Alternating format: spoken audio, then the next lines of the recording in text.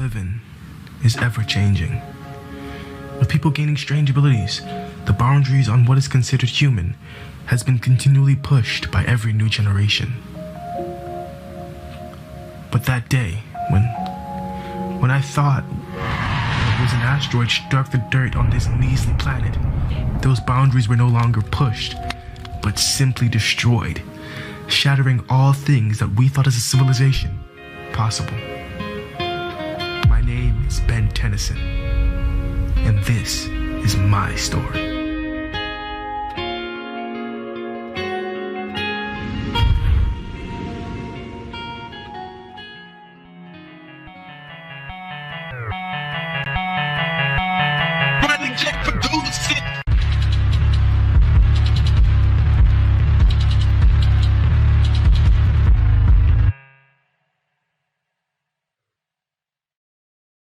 Ever since a child, I've been intrigued by the alien things in life. My mom used to tell me that even when I was in the womb, I was grabbing for something to explore the world I knew in creative ways. I can barely even remember what my mom looks like these days. It's sad, I know, but I don't really see it that way. For the past 3 years, I've been living with my grandpa and cousin Gwen in the country of Japan. When I moved here, I had no recollection of the language, culture, or simple differences in ideology that separates different parts of the world. It was a real shock settling into things in such a foreign country, opposed to what I was used to in America. Luckily, coming to my rescue was my best friend, Izuku. Izuku, or as he's known by our school bully Bakugo, Deku, is the only person in my entire school I feel as though I can relate to. I think it's partially because we're both quirkless weaklings, but it's also because of our shared admiration for heroes and the society we both inhabit. When I first moved here, I was picked on and teased pretty badly, as you can imagine, for being a quirkless foreigner. I found it hard to fit in. My cousin Gwen, on the other hand, was super popular with everyone around school. Being one of the most popular students, who had probably one of the most powerful quirks in the entire school, she was admired for her strength in addition to her being a total bookworming nerd. I was an outcast, until one day I would stumble upon a lonely Izuku being picked on by this blonde kid called Bakugo. Bakugo is the literal embodiment of a jerk. He uses his physical dominance and potent explosion abilities to pick on kids he sees as inferior to him. And Izuku, being quirkless, got it the worst. Bakugo and his disciples of douchiness would pick on a random kid in our class, calling him names before taking it a little too far and shoving the kid down. This boy would get back up, balling his fist up, getting ready to fight Bakugo. I could tell this kid was scared, and he didn't want to fight, but he had to. Bakugo and his cronies would laugh, beginning to gang up on this innocent boy, beating him down, breaking his spirit until Izuku appeared. Izuku would come running out of nowhere and stone cold punched Bakugo on his chin, knocking him back on his butt. I couldn't help myself. I laughed out loud at this incident. I mean, it was hilarious to see Bakugo like that. Bakugo didn't find the entire incident as funny as me, however, telling his boys to hold Deku. They grabbed Izuku, holding him in position as Bakugo raised off the ground, balling up his fist in a fury of tiny explosions. He got ready to hit Deku in the face, but I couldn't just stand there and watch this kid who put himself in danger to save another person get beaten down. I stepped forward, slapping one of Bakugo's cronies in the face, only to be cornered by another one. Me and Deku then came back to back, getting ready to destroy Bakugo and his forces of dark douchebags. Needless to say, Deku and I got our asses handed to us. That was the first fight we were ever in together, and it wouldn't be the last. This was just the beginning of our blossoming friendship. Over time, Deku and I developed a connection that could only be described as a brotherly bond. Deku was my quirkless brother. He goes through similar life experiences as me, getting judged and told that he can never be who he truly wants to be because he's weak. People underestimate him in situations that you should never be underestimated in, because the simple fact that he doesn't have a quirk, when just a couple of years ago, if you had a quirk, you would be the weird one. He and I get to reflect on society and how much it's changed. Deku is a total bookworming nerd, similar to my cousin, but unlike Gwen, Deku is actually cool. I mean, he loves superheroes and stuff, and he's just like me. He and I are both big fans of the #1 hero, All Might. Deku wants to be just like him, which is impossible, but I encourage him nonetheless, because he's my friend, and that's just what friends do. Throughout primary school, Deku and I would become best friends, until that fateful night. That faithful night would change everything about not only Deku and I's relationship, but me as a person forever. When I stumbled upon the Omnitrix. This is What If Ben 10 Was in My Hero Academia.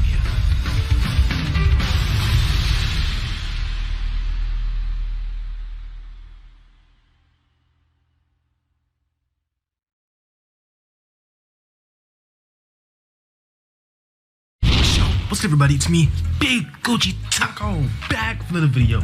Today I'm bringing you guys the return of the practical and well-long-awaited series, What If Ben 10 Was in MHA. I think the original video was called What If Ben 10 Was in UA High.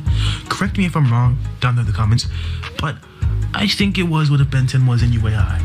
If it is, I'm changing the name along with retconning the first ever part 0 that came out, I think about 10 months ago. I'm going to be retconning and changing a lot of the stuff in that part because it was a part 0 and I've looked over it and I think that it has some continuity errors and stuff that will be issued in this part, in this episode, and in this 45-minute special. But not only that, I'm looking towards the future and thinking about how I will work this video series into my scheduling and how it compares to other series on my channel and things I want to do with the universe. Colliding the Ben 10 and MHA universe is very, very simple and easy to do, but it also has some continuity errors and it needs to be a simple, straightforward timeline so I don't mess things up. As you can see, we immediately dive into this alternate universe timeline with speaking about Ben 10's age and talking about how he was 7 years old, or if you could pick that up, 3 minus 10 is 7, so if you picked it up, smart guy. But Ben 10 is 7 years old at the beginning of the story when he first meets Izuku. This is going to be a completely different kind of series. I want to do something so different and something kind of weird on the channel because I do a lot of narrator number one kind of stories where we talk about it from the narrator's point of view. I want to do this from Ben's point of view with some commentary from the narrator on top of it. So this is a little bit different, a little bit weird, and something that I don't really do on my channel, and I just wanted to bring something new, fresh, and positive. Let me know if you guys want more of this series when it's over.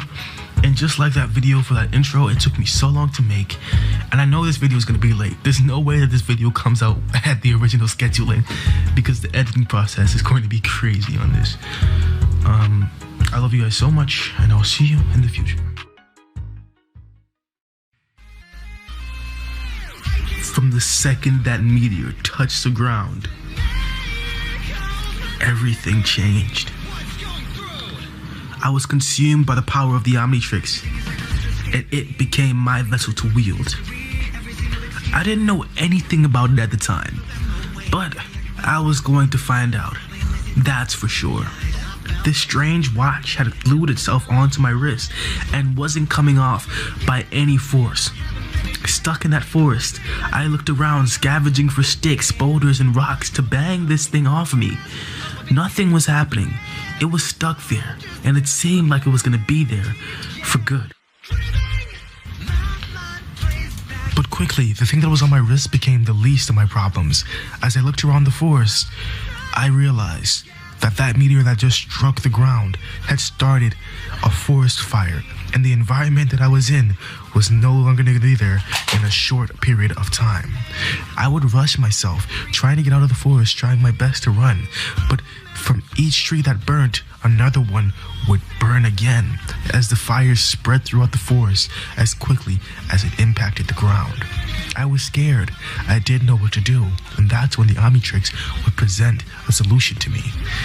The Omnitrix would power itself up, kind of being a guide to me in this situation, when I would transform into my very first alien and complete my first transformation as I turned into the alien Heat Blast for the very first time. You would think that heat blast in a situation like this would be kinda counterintuitive, and you're kinda right, as heat blast didn't really help with the situation all that much. Heat blast would actually do something that, rather than nothing, however, helping Ben by simply being able to redirect some of the heat in a way that stopped the spread of the fire, but it was inevitable. This was going to collapse an entire ecosystem, and there was nothing that Ben could seriously do to help the situation. He would try his best, showing the spirit of a hero, however, until the pros arrived. He was the ones that tried his hardest to keep the flames under control by burning certain parts of this forest so that it wouldn't spread to contaminate the entire area, slowing down the spread of the fire. Inevitably, when the heroes and the authorities did arrive, they were so surprised at Ben and his findings and what he did. He had the mind of someone who was really strategically sound and had great instincts to burn the forest, as the heroes and the pros were able to salvage a bit of the national park and save it from complete destruction, from the help of Ben Tennyson, who would then go on to become a legend because of this. This event was going to be plastered all over the news, and Ben was going to find some newfound confidence throughout this entire ordeal. I would have to tell my grandpa. Maybe he knew something about this. Maybe he could get this thing off me. As I left the burning forest, I was surrounded. Heroes had came to save the day, obstructing the way. They got in the way, yelling, "Kid, get out of there," and saved the burning forest. It seemed like this was a national park area. That's probably why heroes arrived on the scene so quickly. But shouldn't they have known? Shouldn't they have seen this coming from a mile away? I mean, these scientists have big telescopes pointing up to space for a reason. Wouldn't they have seen this meteor or asteroid or whatever the hell it was coming? Well, whatever it was, I knew I had to get out of there. Quick. Leaving the area, I would get interrogated by police. I simply told them nothing about the strange watch on my wrist, as they all seemingly ignored this odd accessory. Walking out of the park, my grandpa was there to pick me up. This was a huge emergency situation, something that was plastered all over the news at the time. And my grandpa was really worried about me. He hugged me along with my cousin Gwen, and we all got into his RV and headed back to our home in Japan.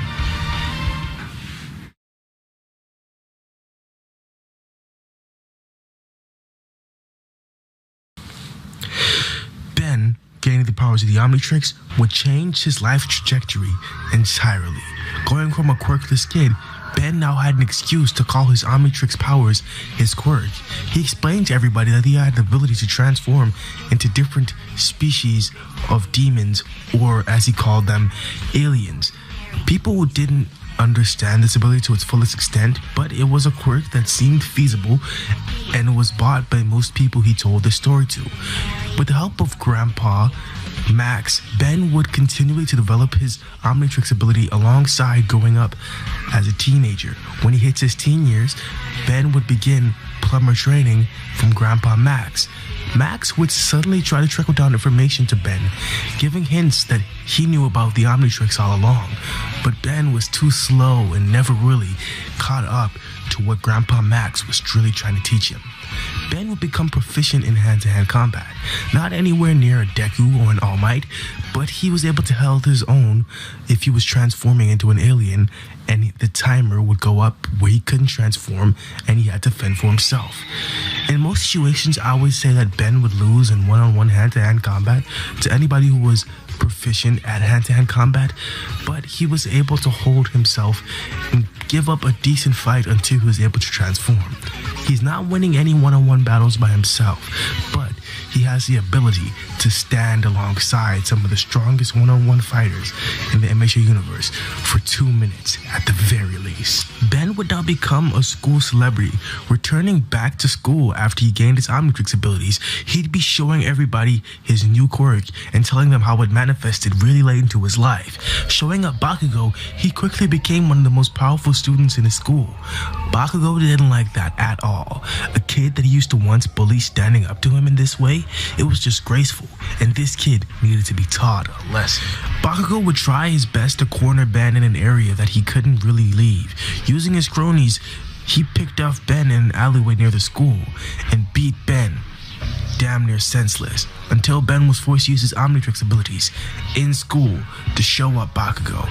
This fight would gain the attraction of everyone in school as a huge crowd would form around two of the most powerful students to see them duel it out. Ben got rid of Bakugo's cronies relatively easily, transforming into Four Arms, one of his most strong original 10 aliens.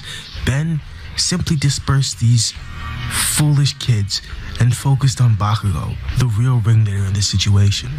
Ben versus Bakugo was a matchup that the entire school had been pining for, and these two athletic 10-year-olds would go at each other's throats, with Bakugo really wanting to show Ben that he was top dog around their school, and that's the way it was going to be for the rest of the time that they were in school together, even going into middle school, which, I forgot to mention, they were now a part of. Their first year of middle school would start off in this brutal brawl would rage on as Bakugo would use his fiery fists to go up against Ben. Ben using Four Arms was just too much for this kid though, taking some explosions head on and simply blowing them off. He would grab Bakugo by his neck, throwing him onto the ground, using brute force and throwing caution out the window. Ben thrashed Bakugo, beating him up, breaking his nose, and breaking serious parts of his body like his ribcage, injuring Bakugo heavily and causing effects on his body indefinitely. Scars would be left after this battle would commence, as teachers would break up the fight between these two brutal kids. Bakugo was left bloodied, beaten senseless, and damn near to a pulp. Ben didn't know what he did. He let his rage consume him, and his powers as Four Arms went way over the line, way over the edge. Deku would witness all of this as his friend transformed into something that he couldn't even recognize. A person that would beat a man to this extent is not the same Ben that he once knew. This newfound power had gotten into Ben's head, transformed him and warped him into something that Deku didn't even recognize in that moment. It was still his friend deep down inside though. He could feel that. So he would back his friend up, giving a testimony into the school board as they were all contemplating whether they would expel Ben from every single school in Japan and force him to move back to America. Luckily for Ben, that didn't happen. He simply got expelled from the middle school that he was currently going at, being rehabilitated into one of the more tough middle schools in Japan. One of the schools where kids would openly use their quirks and bully each other. Ben's fate was sealed. He would have to go to one of the roughest neighborhoods in the entirety of the country and duke it out there for 4 whole years, being separated from his best friend and his cousin for the rest of his stay in middle school. Needless to say, Ben would struggle throughout these 4 years, but eventually he would end up building a reputation that would be felt throughout the entire high school community in Japan. Everybody knew about the ruthless and justified Ben Tennyson. He was kind of a delinquent legend. Although he never really participated in delinquency himself, he just defended himself from groups who thought they wanted to take a shot at the kid with the crazy powers. Deku and Ben's relationship over this 4-year period would become estranged, as Deku would not get to see his best friend as often as he really wanted to. Of course, Deku would go and visit him from time to time, but as they grew up into teenagers, their bond became one that was severed by miles and miles in terms of the school districts, and keeping up with a friend from another school is always hard. Ben would grow up, like I said before, under the tutelage of his grandpa Max, honing the abilities of his Omnitrix to become one of the well-known vigilantes in the My Academia universe. Ben would go up taking alien groups and forces that invaded from other planets down. With the help from Grandpa Max over the next 4 years, until he was around 15 years old, Ben would figure out a devious plot that some alien society was spawning to invade the planet of Earth. That's besides the point right now though, as Ben had bigger fish to fry in terms of immediate action. He was leaving middle school, and he had to decide which career path he was going down. He could continue his work as a vigilante, going through the ranks unnoticed and trying his best to stay off of both heroes and villains' radars. It didn't seem like something that was the logical choice, but Grandpa Max was pushing him into it, telling him to be just like he would do, and do this quietly, off the books, and in a way that people won't notice. But Ben, he couldn't sit down and take that. Deep down inside, he always knew he wanted to be a hero, a public figure, someone that people would admire, someone like All Might. So Ben decides that he was going to go ahead and apply to the same school that his cousin had recently gotten enrolled into, UA High. Gwen Tennyson, Ben's cousin, was a super prodigy like I said before. She had amazing grades in pretty much all of her subjects because she was a bookworming nerd and had some crazy abilities in terms of her magic mana quirk.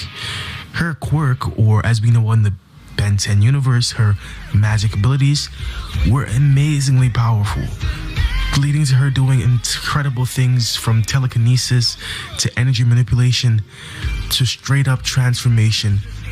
It was an incredible ability that allowed her to be one of the most versatile heroes in all of the MHA universe, even as a student in middle school.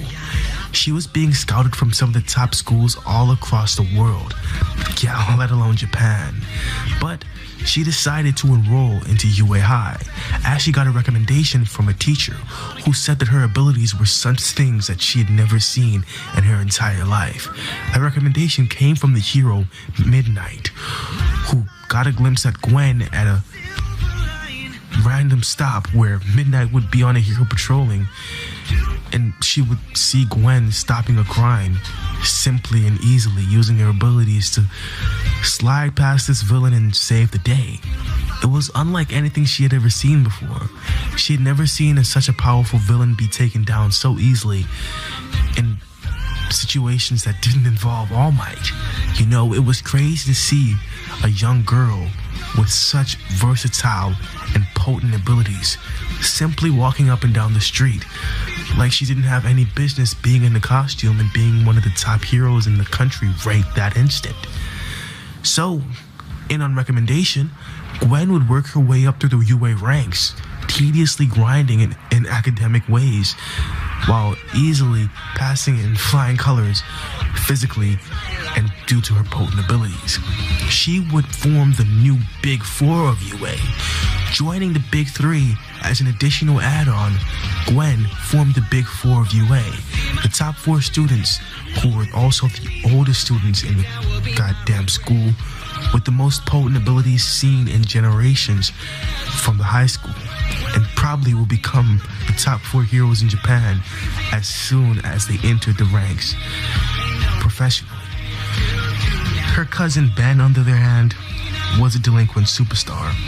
Like I said before, Ben was known throughout the school districts of Japan for being that one kid that you just don't want to mess with. Countless people have tried, and countless people have failed. They even say that his cousin Gwen is a member of the UA Big Four. He's not someone that kids really want to mess with, but if you have the chance to give him a shot, why not? You never know. You may be the one to take down Ben Tennyson and gain his fame and admiration. Ben had a lot on his plate, but he decided, you know what, I'm going to become a hero. And he wanted to go ahead and enroll into UA. Unbeknownst to him, Deku was doing the same thing, under the tutelage of another old man, someone that Ben could never guess in his wildest dreams. Deku had recently got the powers of One for All passed down from him from All Might, and it had become the new successor of All Might's amazing abilities, and the new student to probably one of the greatest mentors you could ever have, and the #1 hero in Japan. Deku was freaking out at the seams, being able to enroll for the UA entrance exam with a lot on his plate, he had forgot about Ben and hadn't talked to him in months upon months. Of course, his best friend was still in the back of his mind, but not seeing someone for that amount of time can kind of tunnel your vision and make it so you don't really think about them in the moment. But of course, Ben would be enrolling into UA High. That's something that he would have to find out the hard way. Deku would of course go through everything like in canon. There would be no major changes. I don't see why there would be any. Deku, meeting All Might, getting one for all, training on the beach, and preparing for the UA entrance exam goes down exactly like canon. On the other hand, Ben will go through his own form of training, trying his best to unlock 10 aliens, trying his best to cycle through 10 of his aliens in the span of an hour, just simply trying to up the abilities of his Omnitrix and gain a better grasp on understanding it. Ben and Grandpa Max have been trying their hardest to dissect this Omnitrix by getting it off of Ben's wrist, but there's been no solutions so far. If only Grandpa Max could take the thing off and recalibrate it, maybe Ben would have a chance to simply just transform whenever he wanted to, making it a lot harder for him to get in harm's way and for him to even be damaged. But that was just a pipe dream for now, as the thing was seemingly never coming off. Ben had started to really see this as a quirk. He couldn't even remember the days before he was 10 years old and he didn't have this ability. It had always seemingly been a part of his life since 5 years ago. And things like that, at such a young age, forming a bond with you, it kind of becomes symbiotic. He was living off the Omnitrix as much as the Omnitrix was living off of him. They had an amazing relationship, even though the thing was only an object. Besides that, Ben would arrive at the UA entrance exam walking in.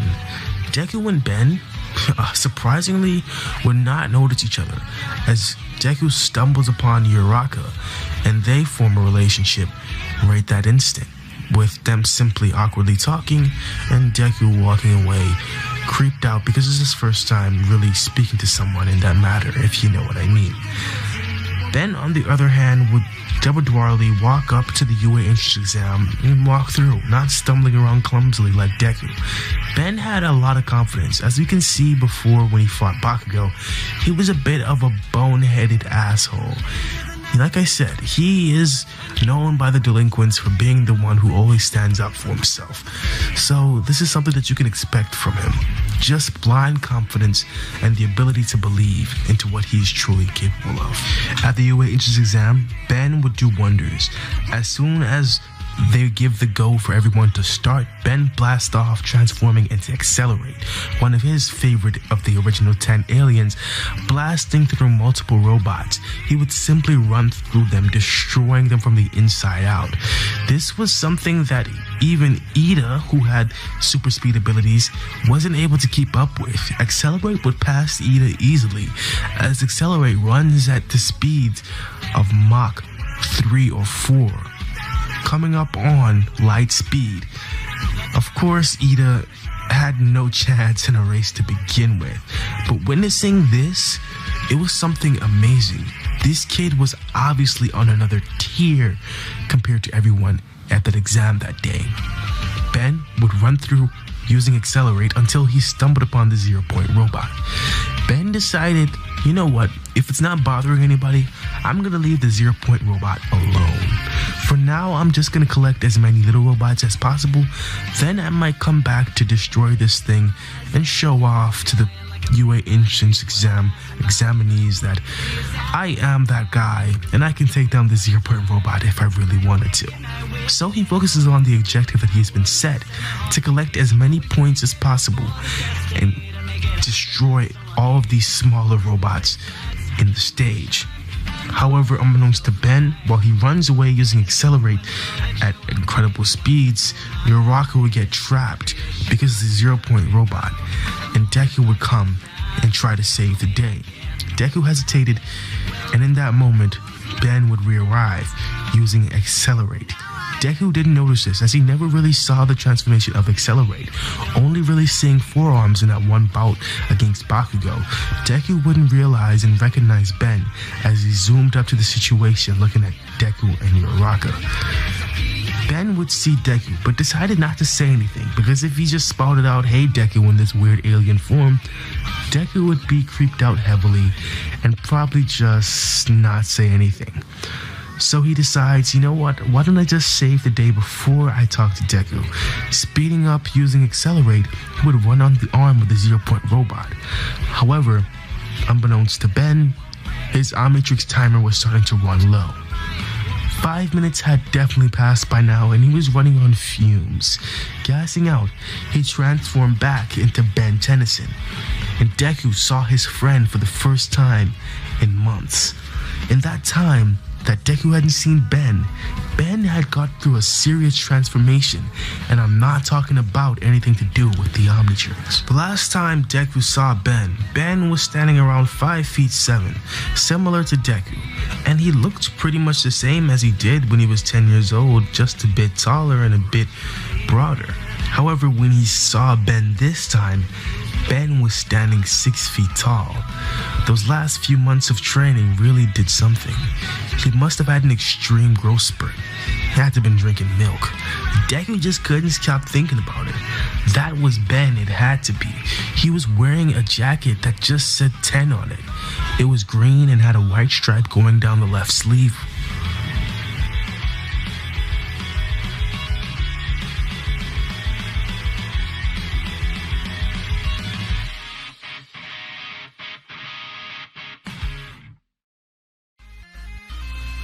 So when Deku saw that this strange transformed being was Ben, who now stood at around 5'11", 6 feet, he was incredibly intimidated. Ben was similar to the kind of design that you would see in Ben 10 Omniverse when he was around 16, 17. Only at 15, he started to develop into that bigger, tall Ben that we would see in Ultimate Alien. But he wasn't quite there yet in terms of being around 6'2", 6'3". He was actually around 5'11", 6 feet tall. His stature was incredibly intimidating to Deku, like I said before, who stood around 5'8" and 5'7". He was actually kind of tall for the environment he was growing up in, being that Japan's national average height is around 5'10", and he stood above that at only 15 years old. So, seeing all of this, Deku was incredibly kind of taken aback by Ben's jumping on top of that robot. Ben unfortunately would be knocked down because he wouldn't have the abilities of the accelerate to keep him afloat in this battle. The robot would simply scrape Ben off as he fell back from that tin beast onto the ground, surrounded by buildings and rubble. Deku would go and move towards Yoraka, yelling at Ben, saying, "Ben, is it really you?" Ben would nod his head, realizing Deku right away. But he wouldn't freak out, unlike Deku, who is kind of keeping his poise but still taken aback by the entire situation. Ben would be completely calm. He's been in situations like this before, as he's been training and fighting against alien forces since he was around 11, 10 years old. He knows what he's doing, compared to a Deku who's beginning to get into the hero world. Ben is a well-known vigilante in the underground vigilante community, and even in the criminal underworld, people know about Ben 10. So, Ben would try his best to keep up with Deku, telling Deku that he should go and take that robot on. He doesn't know what kind of abilities that Deku now finds himself wielding, but there was no reason for Midoriya to come in here empty-handed. He had to be able to at least take care of himself to make it this far in the exam. I mean, he was willing to stand up to that robot without really having anything that seemingly was all that powerful, so he had to have something up his sleeve. Deku's not an idiot. He wouldn't dive into a situation like this stupidly. Unbeknownst to Ben, Deku actually would dive into a situation like this stupidly. He had no full grasp over his power one for all, like in canon, and he didn't know exactly what he was doing. He was just bursting off, being a hero. Deku and Ben would yell at each other, switch places, and in that single time, they had a real synergy. Ben would run over to Yoraka to save her, and Deku would take the lead in the battle against the robot. Bursting off, he would break both of his legs similar to Cannon and fly. Ben looked up as he was picking Yoraka up from the rubble. He was surprised to see that his former best friend was now hovering in the air, getting closer and closer to that robot. Ben was extremely surprised, taken aback, and also proud of his friend in that moment when Deku would yell, smash, punching the robot, destroying it from the outside in. Ben looked on as his best friend would land back on the ground, all about to hurt himself, until Gyurako would trigger her abilities, flying up, touching Deku, and leading him to a graceful landing, where he would finally be able to talk to Ben after months of them being separated. Ben and Deku now begin to spark up a conversation. Ben would run over to Deku saying, "Kid, you are amazing. You've evolved and changed so much from the last time I've seen you. What happened to you, Izuku? You're crazy powerful now." Izuku, who was happy to see his friend and everything, wasn't as receptive to Ben's love, however. He would look at Ben surprised, seeing how much he had changed over the past few months, and surprised to hear rumblings of his name around his school and everything that was going on with him becoming one of the more popular people in the country. Ben would look at Deku as Deku was first smiling at him, but then rubbed his head, turning around, and then looked back at Ben with an awkward face, saying, "So, where were you, Ben? For all these months and even years, you've been acting weird towards me. It's almost like you don't want to hang out with your quirkless friend anymore ever since you became this big shot. Something changed with you, Ben. I don't know what it is, but you never treated me like this before when we were kids. You're starting to make me seem like I'm a liability." Ben would rebuttal, saying, "You're not a liability. I just let you take the lead against that robot. I would never do something like that if I didn't believe in you, Izuku. And I didn't even know about your crazy ability to fly. Dude, you look like All Might up there in that air. How did you even do that?" Deku would again try to reflect this idea and go back on the point that Ben seemingly abandoned their friendship because he thought Izuku was weak.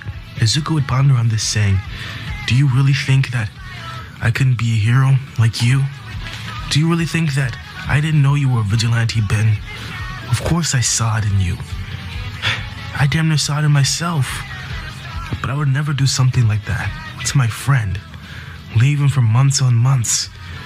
You're not the man who I thought you were, Ben."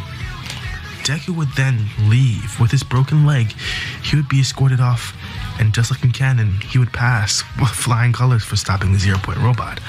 Ben, however, had occurred the most points overall, and passed and got into UA with flying colors, although he and Deku's relationship was seriously fractured and probably damaged beyond the point of repair. There was nothing that could really tend the meld between these two for now, until they come up to each other and forgave each other for their past transgressions and moved on together. But I think that will be happening in another episode and another part of What If Ben 10 was an MHA. Hey guys, this has been the 45-minute special. I hope you enjoyed. But remember this is just the beginning. This is just the start of Ben's journey in the world of MHA as he enters UA High.